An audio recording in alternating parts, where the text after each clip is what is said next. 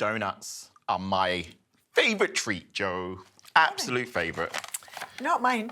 I don't get this. I really don't. Well, look, I am prepared to be persuaded by your donuts because, you know, I've never tasted any of your food that I've thought, oh, that's revolting. So, yeah, not my favourite sweet treat, but you know what? You're making them, Mike, so I am reserving my judgment. You might change my mind. So talk me through the ingredients. Okay, so I've gone in with a nice strong bread flour to begin with. Yeah. You want a high protein for a donut because you want to be able to work the dough. You need the gluten really to activate. Yeah, that's a good reminder, actually. Gluten is protein. Yeah, exactly. That's what gives it the elasticity, right? Exactly. You want the stretch to the dough and you want that elasticity. I've added in the sugar, the salt and the yeast. Opposite sides for the salt and the yeast, very important. Salt kills yeast if you put it on top of each other too soon. Okay? So you always separate them. But you're not putting the yeast in with warm water and leaving it to bubble. You don't need to do any of that. No, not for this. Okay. I'm going to give that a bit of a mix. And then I'm going in next with milk, butter, and then egg. Okay? Butter, softened. Look, just that sort of soft, perfect. Then you don't even need to break it up, okay? Milk is warm. We're just going to pour that in. So you're looking for like a sticky sort of consistency to your dough at the beginning. Butter. Is that your favourite ingredient? Maybe not favourite, probably the most necessary. Of all the fats I like to cook with, absolutely butter is right up there. In terms of flavour, it's good for you. It is good for you. It is, compared to some other fats. Oh, that I'm prepared to concede. I would use extra virgin olive oil whenever I can, of course. But yes, I agree with you. It's not a processed fat. We're going to drop in our egg now. Whole egg goes in. And then we're just going to bring that dough together. You can do this by hand if you wanted to. Otherwise, kitchen machine like this, mixer, dough hook, perfect. You can see the dough forming nicely. And then I'm going to let that knead for around 8 to 10 minutes and go to the next stage.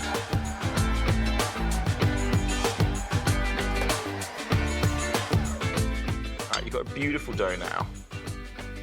So quite sticky still. Still quite sticky, absolutely. But you can see it's sticky, but the way I always say with dough, if it's sticky, but your fingers come away clean, it's good. And you can see the bounce back in that is already really prominent, okay? So that's a beautiful dough. So we're gonna put this now in our bowl, cover it in a bit of Glad, leave it somewhere warm, hour and a half, come back, make some donuts. Doubled in size, beautiful dough. And can I touch it? Of course you can. Looks so airy. Yeah. That's a sign of a good dough, Joe. Lightly flour your bench. We're gonna turn it out, and you see how just gorgeous. Beautiful. Still a little sticky, but it's not coming off in my hands. And now we're just gonna almost roll this. This should make 12, okay? So if I get less, it's because I'm getting a bit greedy and making them too big. Were you a pastry chef once? Once upon a time. So I'm gonna just almost stretch it as I roll it out. I feel like it's skinnier up here than it is up there. It's my side. Oh, that's what It's it gonna is. be your side. All right, how about we do this, Joe? Okay. There you go, there's yours.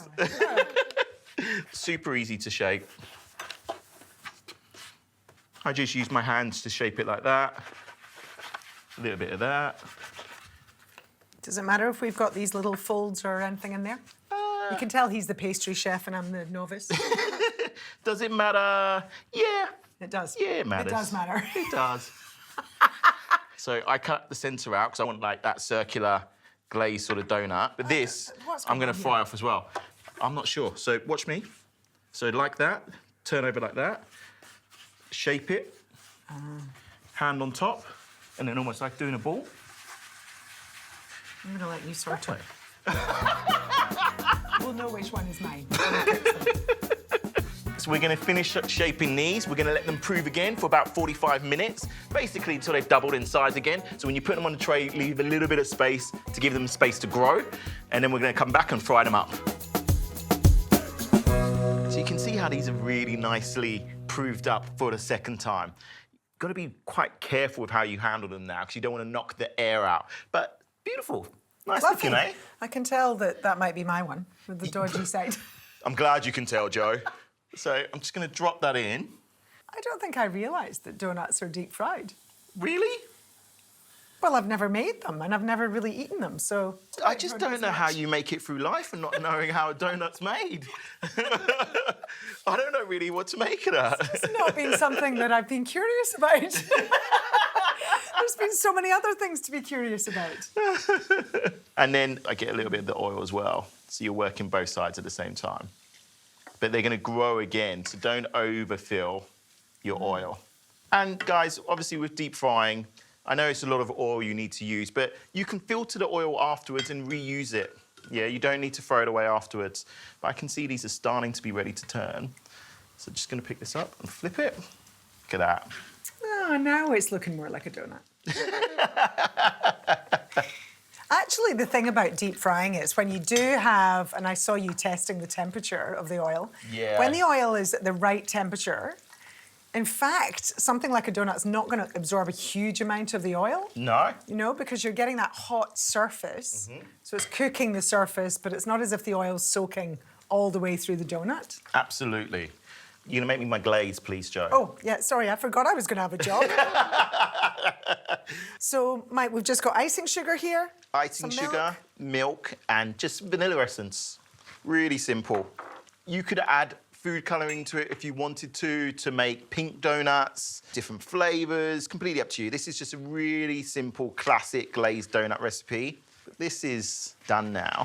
Just give it a little shake to get rid of the excess oil. So they really don't take long. Nah, not at all. Because you want it really nice and airy and soft in the middle.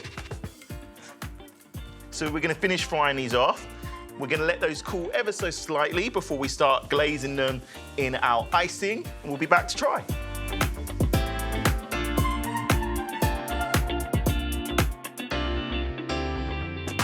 So I've snuck in a second type of donut because we had the middle, you know, I told you not to waste them. So I fried those off as well and just quickly stuffed some strawberry jam inside. Sugar rub, job Yes, done. you did. Look at that. And we got Dr. Joe doing it. I'm sure he's just doing this recipe to wind me up. Oh, really? Yeah. Anyway, they do look cute. They look do cute. look cute. No waste. We've got our gorgeous glazed donuts here. We did a double glaze on them as well. Let it once it cooled down a little bit more, so you get that really nice thick layer of icing. Let's have a taste. Okay. Which one do you want? Well, I'd better do the traditional. Grab one. I'm not sure. I'm not thought you were sharing. No! This is for me. Where was the one with the broken side? There we go. The one that I stuffed up. You see in there? So soft, so fluffy, pillowy. It's a beautiful donut. Have I converted you? Well, that is beautifully cooked, and it's like no other donut I've ever tasted.